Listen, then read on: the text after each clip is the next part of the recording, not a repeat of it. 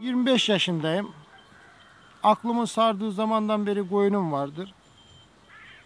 Köyümüzdeki koyunculardan rahmetli İsoğullarından Durgut dayı bir koyun verdi bana. Bir de Ganavurlardan Vepi dayı bir kuzu verdi bana. Bir de bu Çubuklu köyünden Ferhat dayı vardı. Hacı Haliller'in Ferhat dayı. O da bir koyun verdi bana. 2 koyun bir kuzudan başladık bu işe. Tabii 5-6 yaşlarındaydım herhalde. Çocukluktan beri içimde olan bir sevgi. Yani koyun görsem evdekilere haber verirdim ya da haber vermeden yanlarına giderdim. Daha sonra 3-5 arttılar, azaldılar derken o zamandan bu zamana kadar eksik olmadı koyunum.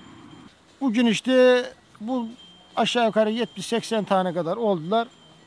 Bunlarla şimdi uğraşıyoruz. Çocukluktan beri içimde olan bir sevgi. Bundan da mutluluk duyuyorum. Hayvanlarla uğraşıyorken de okulumu da bitirdim. Kendim de inşaat teknikeriyim. Ama o mesleği yapmayı seçmedim. Koyunlarla mutlu olduğumdan dolayı koyunlarla ilgileniyorum. Koyun bekliyorum. Yağmurunda, çamurunda bunlarla uğraşmak bana zevk veriyor. Bunların çilesi bana zevk veriyor.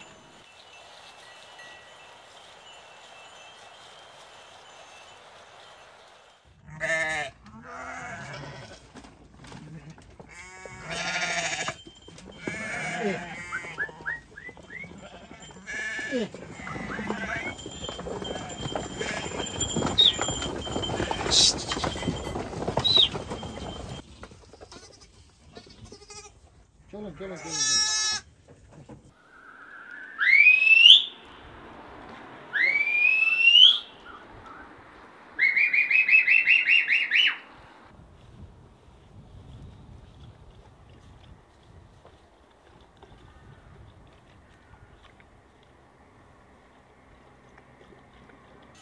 İlkokula gitmediğim zamanları hatırlıyorum. İlkokula gitmediğim zamanlar Samayer köyünde annemin dayısı vardı işte. Onun koyunu vardı. Onlara yardım ederdim. Koyun doğururdu orada kışın. Mağaraya getirdik 30-40 tane koyun. Abi bazı şeylerde pes etmeyeceksin. Ben bu koyunlarla bu seviyeye gelebilmek için çok mücadele ettim. En başta da ailemle çok mücadele ettim. Yani yeri geldi bağırdılar, yeri geldi kızdılar. Herkes karşı çıktı. Şu anki durum Allah'a şükür ediyorum. Bu nimetleri, bu sevgiyi bana vermiş.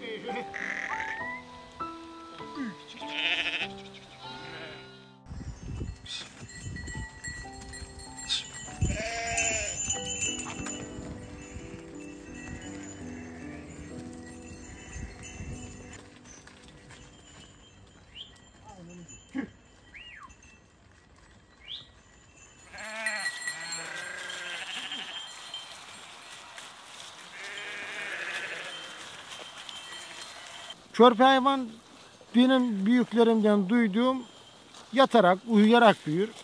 Tabi ahırda da aç susuz yatmayacak. Ahırda da onlara göre aldığımız çayırlar var. Kuzunun yiyebilecek olduğu ince yollu yonca çayırları var. Onlardan yiyecekler. Koyunumuzun ırkı Trabzon'a ait olan Artlı koyunu diye geçer. Başka ırkı da sevmem. Sadece burada of koyun olarak bir dişi tuğlu var. Onu da ticaret amaçlı almışım. Yani onu da satacağım. Bana deseler ki of koyunundan, öbür ırklardan dünyayı kazanacaksın. Yapmam yani. Bu ayrıyetten de bir hastalık.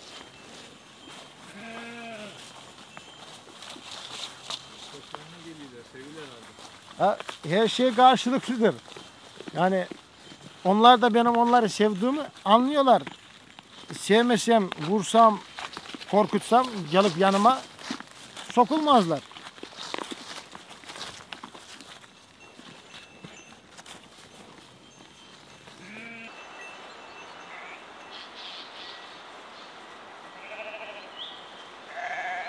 Bu koyunlara vurduğumuz kırmızı boya doğal boyadır.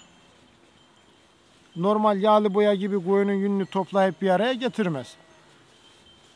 Bu bizim bu Arsin civarında karanlık kuğuları vardır bu Ligene köyünden. Onların arazisinden çıkar. Böyle yumruk şeklinde bir taştır. Bunu tokmakla vesaire öğütürüz, kahve tozu gibi yaparız. Tabii bu söylediğim kadar da kolay olmuyor, zahmetli bir iş. Ondan sonra koyunun kuyruk yağını bir de iç yağını eriterek biraz da tereyağı ya da sana yağ katarak harcını yaparız. Ondan sonra ateşte bunu kaynamayacak şekilde, yağda donmayacak şekilde sıcaklıkta tutup göz zevkine göre, koyunun vücut yapısına göre üstüne vurursunuz. Bu eskilerden beri bir gelenek, görenek ama şu anda bunu birkaç kişi vuran var. Biraz da göz meselesi, zevk meselesi. Benim de gözüme hoş geldiğinden dolayı ben koyunlarıma yoşa vuruyorum.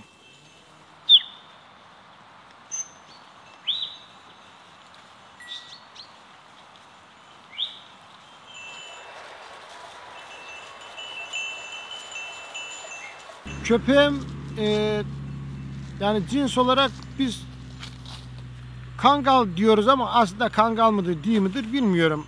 Ben de bir arkadaşımdan emanet olarak aldım onu. Bu yazdan beri de bizle beraberdi yani.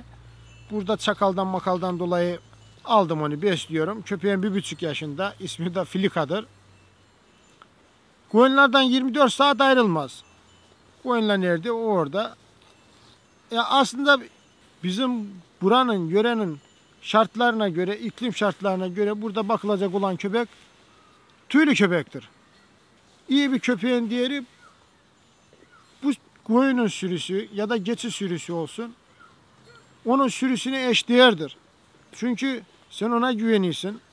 Akşamdan kafanı yastığa koyup uyukladığın zaman o onu bekliyor. Sen istersen 10 kişi birden ayakta nöbette kolla. Gecenin zifiri karanlığında ya da dumanda yabanının kurtun diyeyim de anlayasın yani. Kurtun geldiğini ne anlayacaksın, ne göreceksin? Yanından alır gider hiçbir şey duymazsın. Koyunlar ürkerse o zaman anlarsın. Ama o öyle değil. O yaklaştırmayı, kollayı koruyor.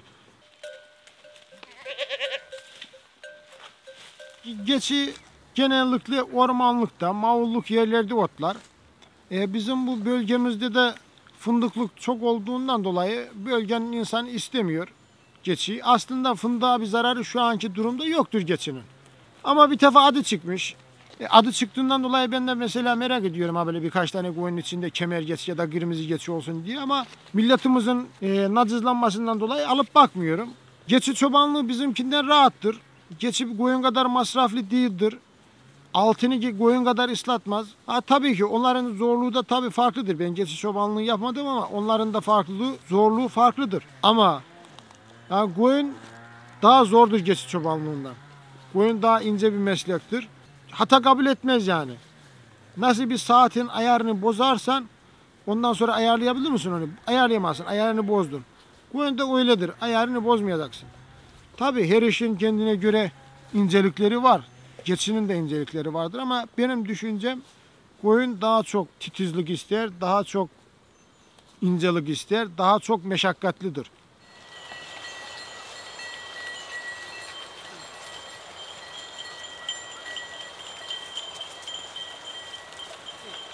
fazla çok aşırı böyle yabanla kurtla denk gelmedik. Bir seferinde bir akşam uyuklayken, biraz benim uykum ağırdır. Gece uyuklayken Allah tarafından koyunların ürktüğünü duydum, kalktım. Ayı koyunların yatağına girmiş. Işığı çaktım, baktım koyunlar bir köşeye toplanmış. Aşağı yukarı bir 5-6-700-800'den üstüne bir koyun, kuzu koyun. Oradan aynı insan gibi böyle elini koyunlara attı. Oradan birkaç koyun önden geçtiğini gördüm. O ara bir kuzuyu aldı. Kuzuyu boğazından böyle dişlerine taktığını gördüm. Kuzu ağzından geriki bacaklarına böyle ataya kuzu, yani kurtulmaya çalışıyor ama dişlerini geçirmiş. Yatağında tortelleri düşmesin diye tellerin üstüne çelik tel çekmişiz. Ondan geçebilmek için çelik teli böyle üstten aşağı vurdu ayı. Kuzu ağzında biz mermi ataydık ama gene de alamaydık yani. O arada da tabanca tutukluk yaptı. Böyle elini vurdu teli, telin pat diye öttüğünü duydum.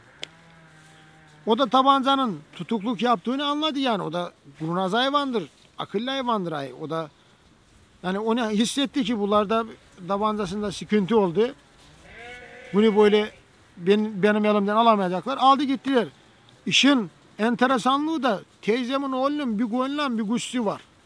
Kuzu onun kuzusu. Sabahtan kalktık, kuzunun annesi kuzu arayıp baktık, kuzu yok. Kuzunun yiyintisini bulduk işte bayırda bir yerde. Şimdi derler ya, sürüde bir tane olan ağlasın. Sürüde bir tane mali olan ağlasın. Şimdi ona değineceğim işte. Aksilik. Adamın bir koyunla bir kuşu var, geldi kuşunu aldı.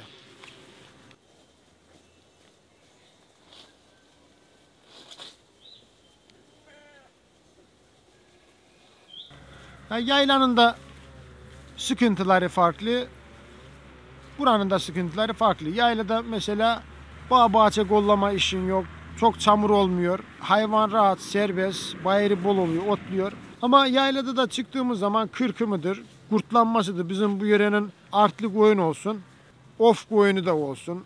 Kuyruk etlenip koyun yağlandığından dolayı sinek konuyor. Sinek konduğu zaman da ne oluyor orada? Larvalarını bırakıp kurtlanıyor hayvan. Havalar sıcak gittiği zaman tez kaldırırsın koyunu. Karanlıkla kaldırırsın ki güneş kızdırmadan koyun otlasın, suyunu alsın ki koyun susuz kalmasın. Ha burada da gelirsin mesela altını ser, önünü koy, hava yağay, karlay, doğuru. Kimisi doğuru kuşunu almaz, kimisi doğuru kuşu geberir. Buranın da çilesi farklı. Ama ben genellikle yaylayı seviyorum. Daha rahat ediyoruz.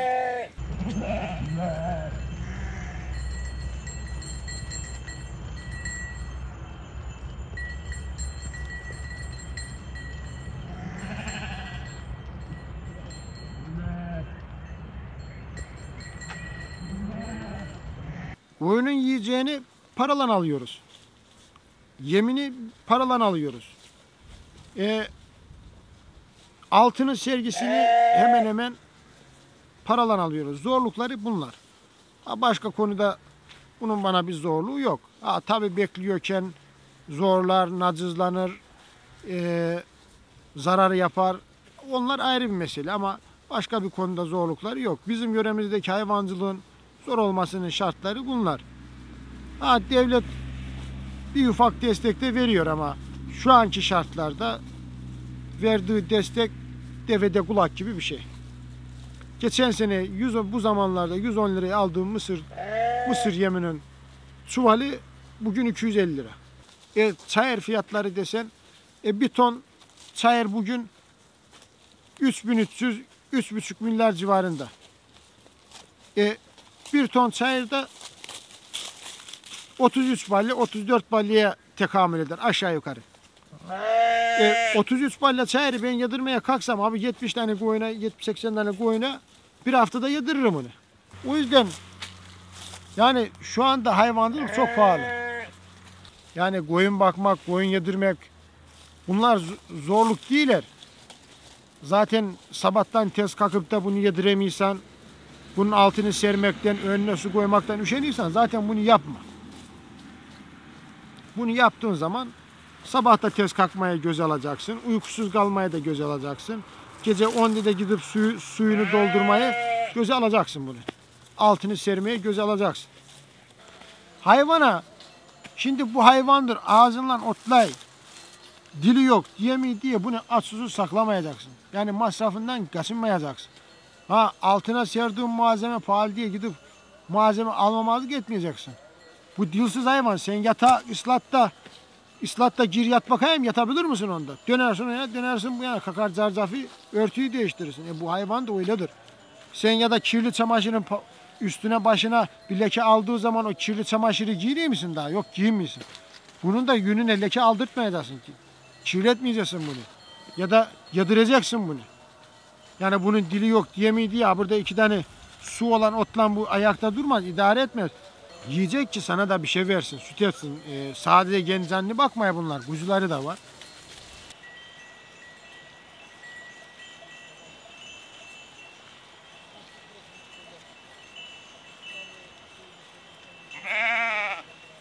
Önceden hayvandan yağ, peynir, bir kimsenin bir doğru geliri yok idi. Neydi? Hayvandan sağdığı sütten, peynirden, yağdan, tarlada biçtiği mısır ekmeğinden, mısırdan. Anlatılmalara göre konuşuyorum. Çalışıydı, yiyip geçiniydi. Şimdi bugün öyle değil. En envai çeşit nimet var. Biraz da meşakkatli, çileli iş olduğundan dolayı şu anda yeni yetme bu işi sevmiyor. Benim gibi bilmiyorum ki kaç kişi var. Ellerinin parmakları kadar sayılı bu işi yapan genç insanlar. Ya gördüğüm herkes, ya senin ne işin var koyunla? Kızlar almaz seni. Öyle olmaz, böyle olmaz. Yok öyle olur, yok böyle olur. Ya arkadaş, bir insan bir iş yaparken sen köstek olmayana destek olacaksın. Diyeceksin ki sen bu işi mi seviyorsun? Bu işi, insan sevdiği işi yaparsa mutlu olur. Sevdiği işi yapmazsa mutlu olmaz. Zorlan köpek hava gitmez. Tepkileri aldık. Adam diyor bana ki Hacan koyun bekleyecektin, niye okudun? Ya Allah Allah, sana mı kaldı benim okuyup okumamam? Senin bana diyecek olduğun bir laf var. Seni Allah muvaffak eylesin kardeşim. Allah kolaylıklar versin. Allah utandırmasın. Allah bol kazançlar, helalinden bol kazançlar versin demesi gerekirken adam senin ne işin var böyle işlen, senin ne işin var bu çilelan, yok evlenemezsin, yok bilmem ne edemezsin.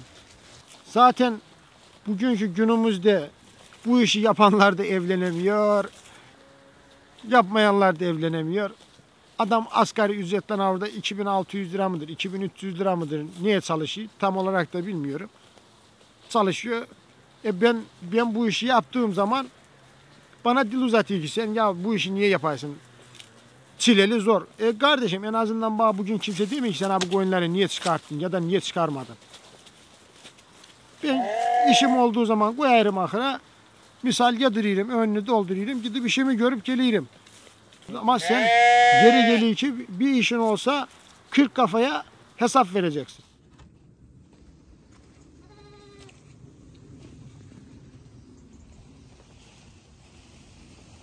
Hobisi olan adam sosyal faaliyet olan bir adamdır. Bizim de sosyal faaliyetimiz fazla yok. Sadece akşamları gidebilirsen gidersin bir yere ya da koyun kapanır kapıya çıkmazsa. Ama benim sosyal faaliyetim bunlar işte. Hobilerim bunlar.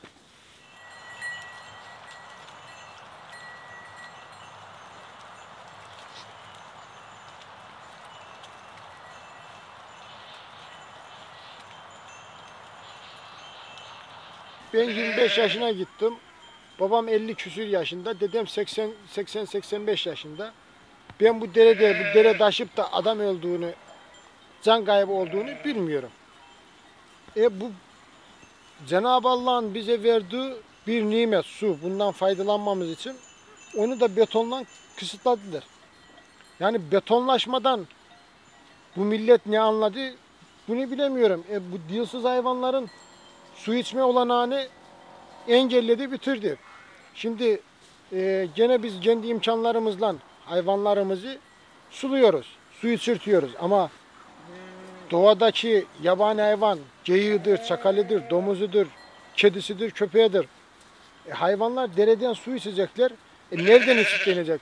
Hayvan senin benim gibi aklı sarıp da dereden geçiş yerleri bırakmışlar sorsan. Oradan gidip de su içmez ki. Zaten yabani hayvan ondan tiskinir. Yani bu betonlaşmayı bilmiyorum milletimiz niye bu kadar çok sevdi, şey etti. Kulakları çınlasın. Üniversitede hocamız vardı Mehmet Selçuk Güner diye. Ondan duyduğumu anlatıyorum. Amerika'da yapılan bir araştırmaya göre kaç olduğu aklımdan çıktı. Akciğer kanserlerinin birçoğunun sebebi betondan kaynaklanan radon gazı. Bu betondan çıkan gazın bu kadar zararı varken millet betonlaşmaya sebep oluyor. Evleri betonarme yapıyor.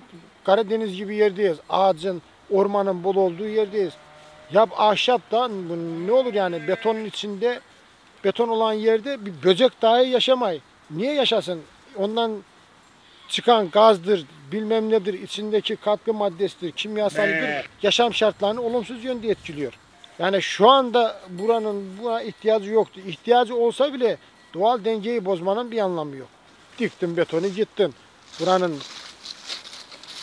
doğal dengesini bozdun. Ama benim hava, şimdi bakma hava yağmurda, yolun kenarında su birintisi oluyor. Hayvan sulandığı zaman su içiyor. Yaz geldiği zaman, yaz başına doğru havalar kurak gittiği zaman ne oluyor? Su mu çekiliyor, bu hayvan otlayı susanıyor. Nereden su içecek? Hiçbir yerden. Güne akşama kadar sen susandığın zaman tuzun damağına yapışıyor, su içecek yer arayasın. Bu hayvanların bir su içme yeri var idi. Onu da perişan ettiler. Kim sebep olmuşsa Allah hakkından gelsin diyelim, ne diyeyim. Oldu ki çakal düştü geyiğin peşine, geyik atlayacak, dereden karşıya geçecek. Şu anki durumda nasıl hayvan atlasın da dereden karşıya geçsin de canını kurtarsın? Yiyecek onu çakal. Örneğin adam bahçesini sulayacak ya da abdest alacak derenin kenarında. Gidip arayacak geçiş yeri ya da oldu ki dereye birisi düşse, bir şey olsa adam geçiş yeri arayacak adamı kurtarmak için.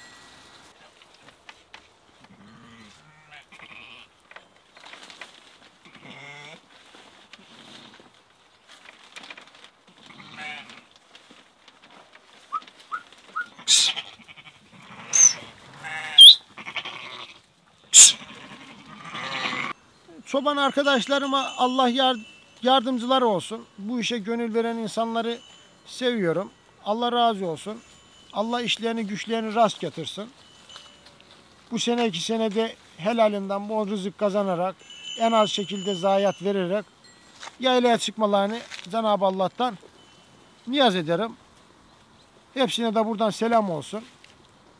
Yani ot pahalı, yem pahalı diye koyunları satıp kaybetmesinler. Biraz sıksınlar dişlerini. Kazanacağı dile 10'da kazansınlar bu sene 3.